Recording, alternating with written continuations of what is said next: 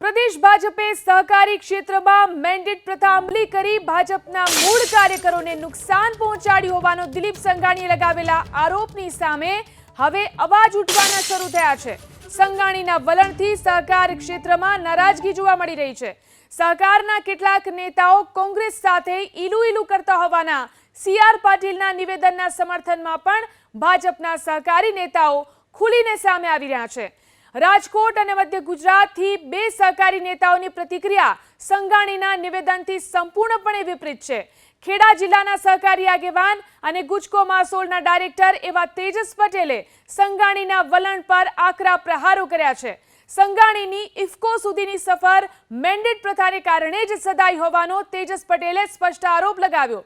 ગુજકો માસોલમાં સંઘાણી માત્ર ને માત્ર મેન્ડેટના કારણે ચેરમેન બની શક્યા હોવાનું અને ગુજકો માસોલના ઠરાવને કારણે સંઘાણી ઇફકોના ચેરમેન પદ સુધી પહોંચ્યાનું તેજસ પટેલે સ્પષ્ટ કર્યું છે।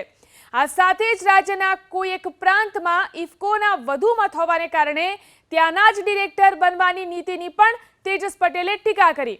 તેજસ પટેલની જેમ જ રાજકોટના સ્થાનિક સહકારી નેતા બાબુ નસીતે પણ સંઘાણીના વલણ ઉપર આકરા પ્રહાર કર્યા। એટલું જ નહીં, ઇફકોમાં પક્ષના મેન્ડેટનું અનાદર કરનાર વિરુદ્ધ કાર્યવાહી કરવાની બાબુ નસીતે માંગ પણ કરી છે।